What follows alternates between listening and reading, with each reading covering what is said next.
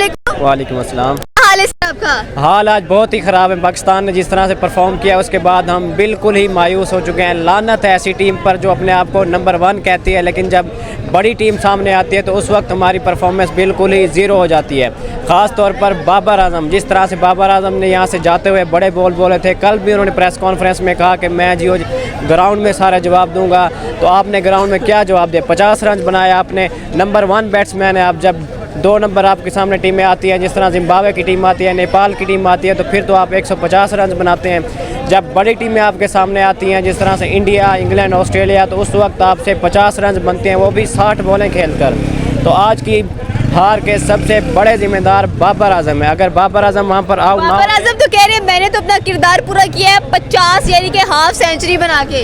Half century से काम नहीं बनेगा। आप नंबर 1 बैट्समैन है और आप हाफ सेंचुरी बनाएंगे तो बाकी बैट्समैनों को तो फिर 5 रन बनाने चाहिए इस तरह से। तो इस मजे की तरह तो नहीं हो सकता ना कि आप बैट्समैन चले ना बॉलर्स चले। थर्ड क्लास परफॉर्मेंसेस नजर आई हम लोगों को। 192 रन, शर्म से डूब मरे हम। बिल्कुल शर्म से डूब मरने का मकाम है हमारे लिए। जिस तरह से हम एक्सपेक्ट कर रहे थे कि हमारी टीम अब नंबर 1 है और इंडिया को हम शिकस्त देंगे 1,30,000 क्राउड के सामने। उनका क्राउड होगा, उनका मैदान होगा, लेकिन हम वहाँ पर उनको शिकस्त देंगे। सब पर हमारी उम्मीदों पर उन्होंने पानी फेर दिया है। ये सिर्फ़ और सिर्फ पैसे लेने के लिए बैठे हुए हैं। अगर पैसों की बात हो तो हम 45 लाख लेंगे, हम आपको वर्ल्ड कप में स्पॉन्सर नहीं करेंगे, हमें पैसे नहीं देंगे। तो जब परफॉर्मेंस की बात आती है तो आप ज़ीरो हो जाते हैं सारे। ना आज हमारी बैटिंग चली है, ना ही बॉलिंग चली है और ना ही फील्डिंग। तीनों शोबों में आज पाकिस्तान ने बदतरीन कारकर्दगी का मुजाहरा किया है। इंडिया की टीम की जितनी भी तारीफ़ की जाए उतनी कम है। ख़ास तौर पर रोहित शर्मा की, जिस तरह से उसने आज कैप्टनसी की है, जिस तरह से बैटिंग की है, जिस तरह से अपनी टीम को उसने आज संभाला है, उसकी जितनी भी तारीफ़ की जाए उतनी कम है।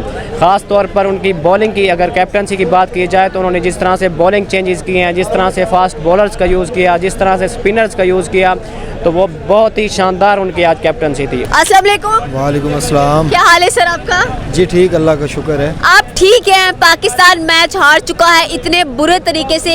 192 का टारगेट दिया, काफ़ी शर्मिंदगी वाली बात है आज। जी बिल्कुल, काफ़ी शर्मिंदगी हुई है, बहुत मायूस हुए हैं। बहुत जो है वो जो उम्मीदें लगाई हुई थी हमने अपनी पाकिस्तान टीम से, वो जो है वो हमारी उम्मीदों पे पूरे नहीं उतरे।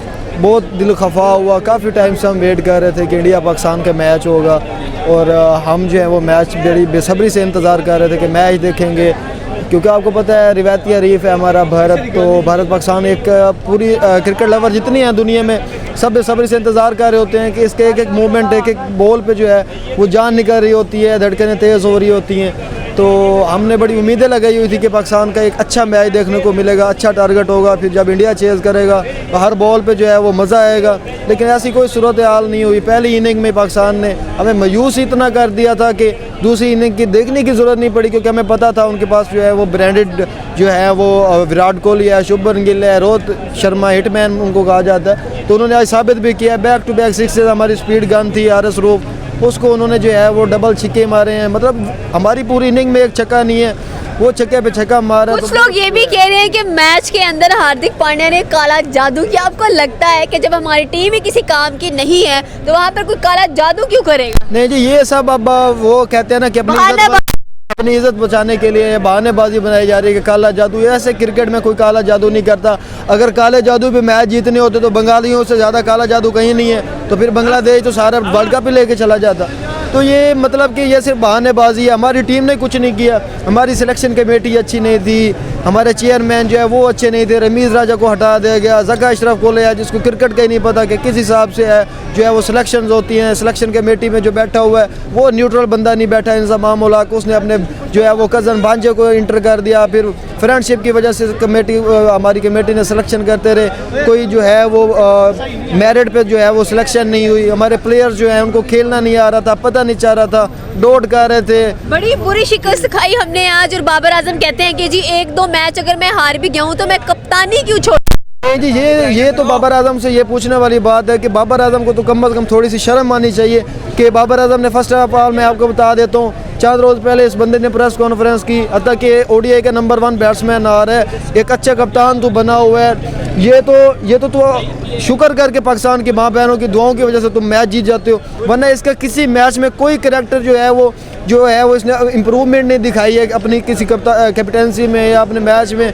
चुप करके खड़ा रहता है, इसको रोटेट करना नहीं आता, बैट्समैन को भेजना नहीं आता, बॉलर को भेजना नहीं शाहीन आता। शाह अफरीदी ने बोला कि बाबर की तो कवर ड्राइव कोई कवर ड्राइव नहीं है, अगर देखनी है तो विराट कोहली की देखनी है। बिल्कुल उन्होंने सही बोला है, क्योंकि उनको पता है कि कोहली जो है, कोहली एक एक्सपीरियंसेबल प्लेयर है, उसके पास बहुत ज़्यादा एक्सपीरियंस है। बाबर अभी नए हैं, उसके कोई मेन बड़ी टीमों के साथ जो है, जो उसके वो एवरेज ही नहीं है। ऑस्ट्रेलिया, इंग्लैंड, इंडिया, इनके अगेंस्ट कोई खासा स्कोर नहीं है उसका। स्टैट अगर आप देखो तो जिम्बाब्वे या नीदरलैंड वगैरह हो गए, इनके अगेंस्ट इसने परफॉर्म किया हुआ है। तो वर्ल्ड क्लास ये बैट्समैन, मुझे समझ नहीं आ रही ICC वालों ने बैटिंग भी थर्ड क्लास रही है, बॉलिंग भी थर्ड क्लास रही है, लेकिन बाबर आजम ने अपना मफाद पूरा किया बीच में। बिल्कुल मफाद उसने अपना पूरा करता रहा, मतलब कि उसने 50 बार दिया, भाई मेरे पे कोई बात नहीं करेगा। इस बंदे को शर्म आनी चाहिए थी।